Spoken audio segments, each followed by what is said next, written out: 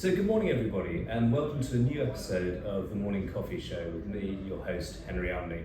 This episode I'm joined by Mike Storey, a director at KPMG who leads the finance transformation capability for wealth and asset management at KPMG UK and also leads their EUC proposition. I believe it's your first time at the coffee show, Mike. Thank you for joining us. Thank you very much for having me. So as is customary, we would like to ask our guests how they take their coffee in the morning, so maybe you could indulge us on how you take your coffee. Okay, I can, Henry. So, I have a young daughter, so singing Wheels on the Bus at 5:30 in the morning sometimes typically needs a double espresso. That's about all that will cut it at the moment. But hopefully that's going to settle down and we'll have a bit more reliance soon. Excellent. Well, and I believe congratulations, a new one on the way as well. That's right. So, yes. so you'll be repeating that routine. Yes. Yeah. And coffee all day or just in the morning? I'm trying, like many I'm sure, to cut down and sort of capping it at midday, no coffee after lunchtime. Well, thank you very much for joining us today. So today, the item of today's show is to talk about regulatory change. It was actually a subject of a Coffee Morning show Claudia Howe and myself had a few weeks ago on harmonisation of regulations across the globe. But today, what we want to do is explore how end-user computing, a subject Mike and I have extensive experience on, is a common thread that we see firms needing to tackle when addressing these new reg requirements. I was speaking last week at our annual user forum, and some of the regulatory themes we're seeing from our clients addressing and preparing for. Broadly, we're sort of seeing three key areas. I kind of group them in sort of corporate reforms, so we're seeing a lot of sort of ESG reporting requirements. Not only people are quite sure about that, the SEC is making a stab at ensuring people get their Scope 1, Scope 2 and potentially Scope 3 emissions. Obviously, it's subject potentially to UK corporate reform that is coming up. Resilience is on everyone's agenda, no matter where you are in the world. So, SS1 and 221 here in the UK, you've got CPS 230 down in Australia. And then if you dig down into that, you've got cyber, you've got DORA, third party is the third party risk, key element of resilience. And then the subject you and I are also very familiar with, model risk, with the PRA coming out with SS1, 2, 3, and that hugely links into the previous two, and both the report creating models to look at our emissions, our finance reporting, and making sure that we have resilience. So Mike, I know KPMG recently released their corporate barometer. I think it's out every 6 months, but you could give us a flavour of what KPMG is seeing in that regulatory change space. Yeah, absolutely, Henry. Lots of those things you've mentioned there resonate with me. So the KPMG regulatory barometer, I've got to give some kudos to our reg team. They do a fantastic job. But what is it? It is effectively a summarisation of what's happening across financial services. And we have a scoring metric, which is not necessarily an easy thing to do, but it gives you a sense of regulatory change and the direction of travel and what the movement is, as you said, sort of every half year. There's sort of four big ticket things that are coming through from what we've seen, some of which resonate with yourself. So ESG and non-financial reporting is obviously front of house. KPMG actually very kindly invested in the firm, and we did a joint partnership with Cambridge Business School to put all of our staff through a training course on ESG, and that really opened my eyes up as well. There's a lot there which I wasn't aware of, just how vast that is, a challenge for many of our businesses. The second thing is strengthening operational resilience. You've touched upon that as well a little bit there, and we've increasingly seen the sort of financial resilience and infrastructure that needs to go around that being another topic as well. I won't go across all the themes, but just finally to touch upon is enhancing consumer and customer protection, and that's been top of house on the consumer duty type of work at the moment. But have a look, it's a fantastic website, huge amount of content there, and really does give a spectrum of what we are seeing in the market, and hopefully useful for people to have a look at as well. Yeah, no, I mean, you pointed out to me the other week, and as I say, there's a wealth of information. I do recommend people take a look at that. It's a very, very good summary, and some of this, and I guess kind moving the topic on, many people are familiar with those reg drivers. If not, take a look at your report. Those are involved in them understand the importance of them to their organisation, and most of these programs, these reg change programs, will be reporting their progress up to the C-suite. So I guess the subject of today's discussion is so how does the humble spreadsheet play into this? Or any computer play into this reg agenda?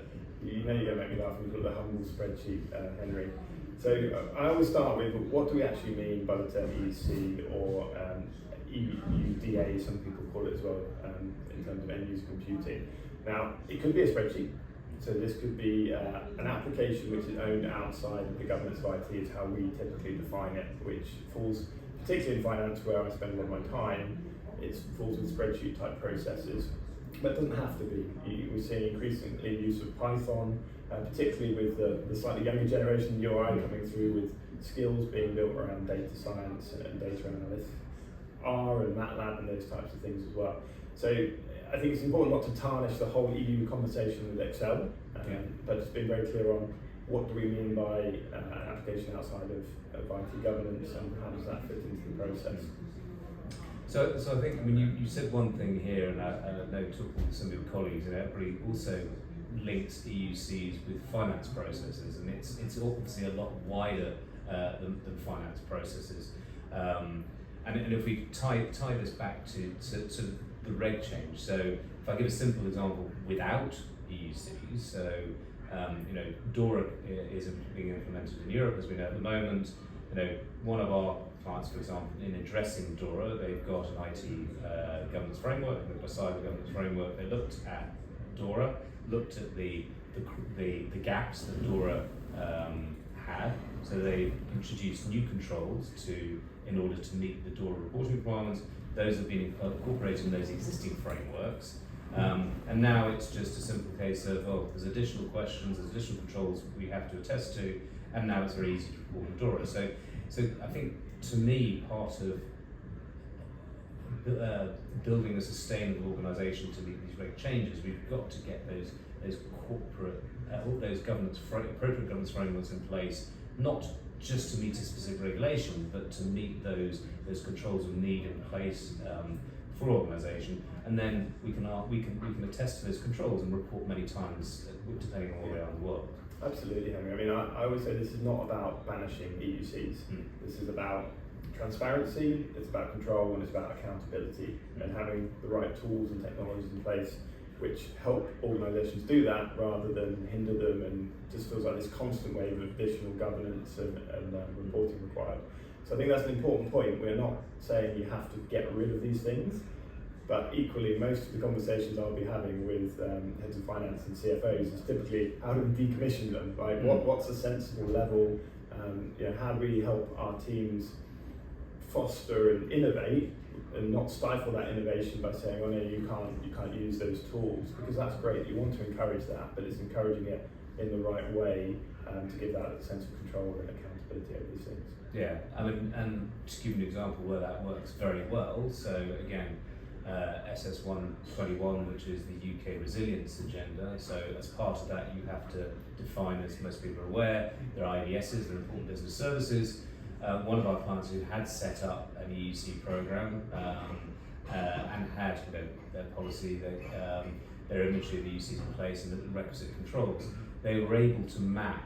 So as part of their inventory, all they need to do for their reporting for 121 was to map the EUC, which EUCs were linked to which IBSs. So a very simple additional step within their EUC program meant that they were able to report for their 121 resilience program. So not transformational, very straightforward, a simple increment to that program made it easy. Yeah, I think we see different scales of scenarios. There's that scenario which is more just presenting information on what's already there. You've got the other spectrum where it's the scary side of the spectrum, if you like, where people are like, we don't know what's out there. We know we've got a process, but we're not sure how many manual touch points there are in that process. And those are the things that typically keep people up at night in the sense of the risk profile around the regulatory process.